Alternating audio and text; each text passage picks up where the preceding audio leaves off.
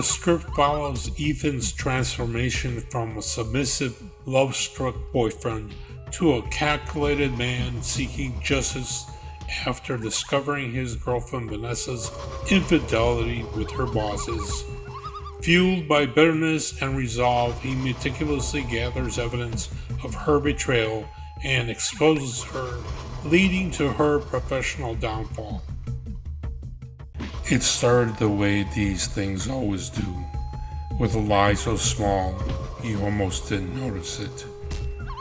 A late meeting, a forgotten call, a smile that doesn't reach the eyes.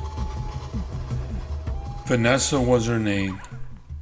5'0", blonde hair that shimmered in the sunlight, and a figure that could stop traffic. When we met, she was sweeter than apple pie on a Sunday afternoon. Said she loved the little things, rainy mornings, slow dances in the kitchen, and the sound of my laugh.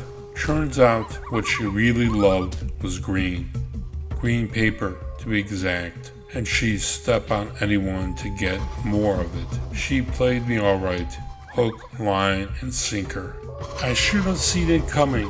The late nights at the office, the last-minute trips to Chicago, Atlanta, Kansas City, Las Vegas, wherever her boss said he needed her.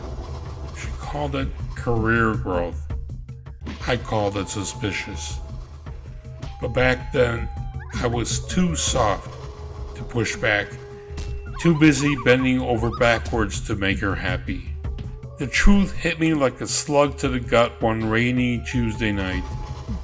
She left her phone on the kitchen counter and I saw a message pop up. You were great last night. Really looking forward to you tonight. It was from Paul, her boss. That was the first crack in the dam. I didn't confront her, not right away.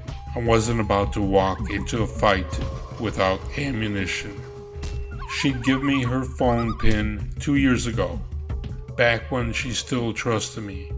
Or maybe she just thought I'd never have the guts to check.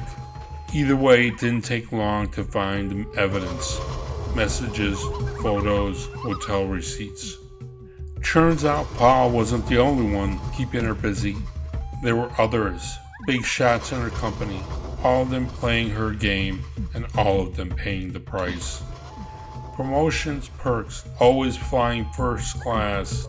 She wasn't working late, she was working them. That's when I stopped being the sap she'd walked all over. I wasn't going to yell, I wasn't going to cry. I was gonna end her shit dealing. I was gonna make her pay for her betrayal. I called Riley, my best friend since high school. She's the type who'd run into a burning building for you, but wouldn't hesitate to tell you when you were being an idiot. Riley didn't mince words. You got the dirt, use it. So I did. I spent 2 weeks combing through Vanessa's messages, piecing together her dirty little empire. Every shady text, every explicit photo, every whispered deal. I saved it all. Then I wrote an anonymous report and sent it to her company's HR. While the wolves were circling at her work, I changed the locks on the house, packed her things into a suitcase, and put it in storage. She came from her business trip late Sunday night, suitcase in hand and lipstick smudged. When her key didn't work in the front door, she tried the garage, but the code was changed on that too. Frantic, she pounded on the door. That was when I stepped outside, arms crossed. It's over, Vanessa. Her eyes wide. Ethan, what are you? I know everything. Paul, the others, the lies. Her face went pale. For the first time in months, she didn't have a snappy comeback. She stammered, trying to spin some excuse, but I already turned around and walked inside. The sound of the deadbolt clicking was the sweetest thing I heard all year. The Fallout was swift.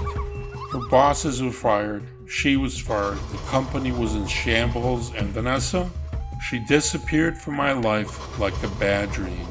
As for me, I picked up the pieces. Riley stuck around more than a friend, less than a lover, at least for now. She reminded me that sometimes losing someone isn't the end, it's the beginning. Vanessa thought she could play me, but in the end, I wasn't just a pawn in her game.